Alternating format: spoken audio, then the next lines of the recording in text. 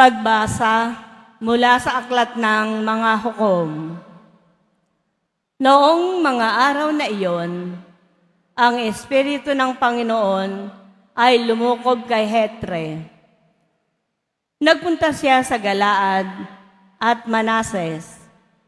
Pagkatapos ay nagbalik sa Mispa, Galaad, at saka nagtuloy upang salakayin ang mga Amonito. At nangako si Hetre sa Panginoon ng ganito: kapag niloob ninyo na malupig ko ang mga Amonitong ito, susunugin ko bilang handog sa inyo ang unang sasalubong sa akin pag-uwi ko. Sinalakay nga ni Hetre ang mga Amonito at pinagtagumpay siya ng Panginoon.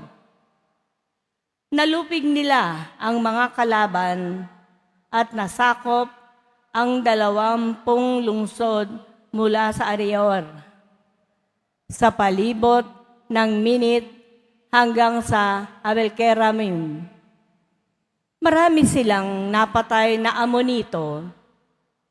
Nang magbalik si Hetre sa Mispa, sinalubong siya ng anak niyang babae na sumasayaw sa saliw ng kanyang tamburin. Siya lamang ang anak ni Hetre. Nang makita siya ni Hetre, hinatak niya ang kanyang kasuotan at buong paghihinagpis na sinabi, "Anak ko, kay bigat na bagay nitong ginawa mo sa akin ngayon. Naipangako ko sa Panginoon na ihahandog ko sa Kanya ang unang kasambahay kong sasalubong sa akin ngayon." Sumagot ang anak ni Hetre, "Kung nakapangako kayo sa Kanya, tuparin ninyo, yamang niloob niyang magtagumpay kayo sa inyong mga kaaway na mga Amonito. Ngunit may isa lamang po akong ipakikiusap sa inyo.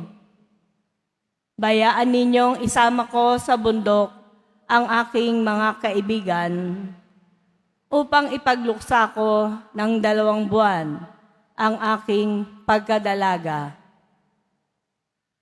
Pumayag naman si Hetre na umalis ng 2 buwan ang anak niya. Nagpunta nga ito sa bundok kasama ang kanyang mga kaibigan upang ipagluksa ang kanyang pagkadalaga, pagkat mamamatay siya nang hindi magkakaasawa.